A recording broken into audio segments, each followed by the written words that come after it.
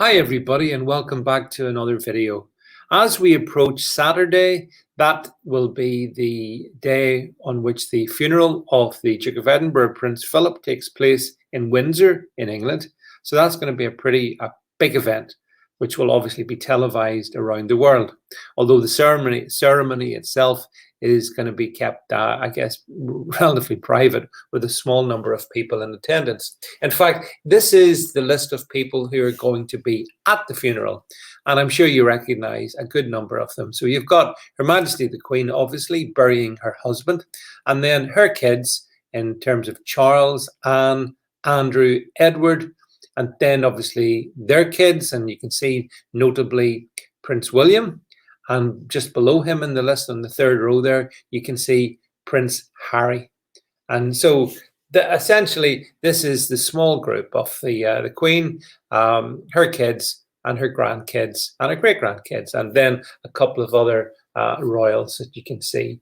And that's 30 maximum, which is under COVID regulations, the right amount to have for a funeral in a huge chapel. That's right, 30. If you obviously had 31, that could cause massive COVID issues, but keeping it 30, yeah, that makes sense. But believing that bit of nonsense to one side. So there you see, these are the people. The world's cameras will be trained on them tomorrow. Now, of course, the person who's noticeably absent from this is Prince Harry's wife, Meghan Markle.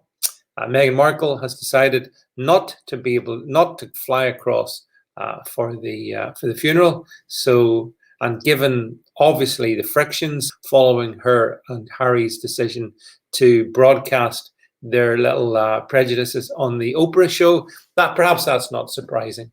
However, having looked at the list of attendees, I wanted to then play you this.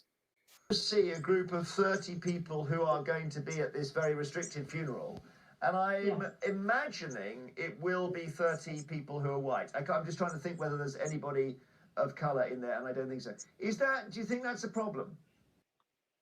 I think you're a problem for asking the question. I absolutely do. First of all, why would it be problematical that the list of mourners, the immediate family list of mourners, don't have the kind of race ethnicities that you think they should have, or that you seem to be concerned that they don't have? I mean, obviously, Meghan Markle could have been there had she been bothered enough to do it, but she wasn't. So this strong, black, independent woman, whose father, by the way, is white. So it's a strange kind of blackness Meghan has. But anyway, she didn't bother being there. And the only reason she would be there was not because of her skin color, but because of the fact that she's married to Harry and it is his grandfather who's died. So the British media is absolutely obsessed about race. And everywhere they look, they're trying to see, oh, have we got the right percentage of this? Have we got the right quota of that? And of course, it's impossible because families, I mean, for starters, the United Kingdom is fundamentally a white country. At the last census in 2011, I think it was about 85% white. Now, that may have changed, but I doubt it will have changed to the point, where white's a minority under 49%. And then if it was, it would need to be overrepresented, wouldn't it? But yes, the media is obsessed about racial quotas. And I think that is very, very foolish, because the realities are families are what they are. You can't approach things in this matter. But nonetheless, ever since Meghan and Harry decided to make race a bit of an issue when they mentioned the comments that they said during the Oprah interview, suggesting that there was racism in the royal family, here we have clowns like Jeremy Vine going out of his way to sort of look to see, can we get a bit more race grievance here, a little bit of race mongery there? And it's all wrong.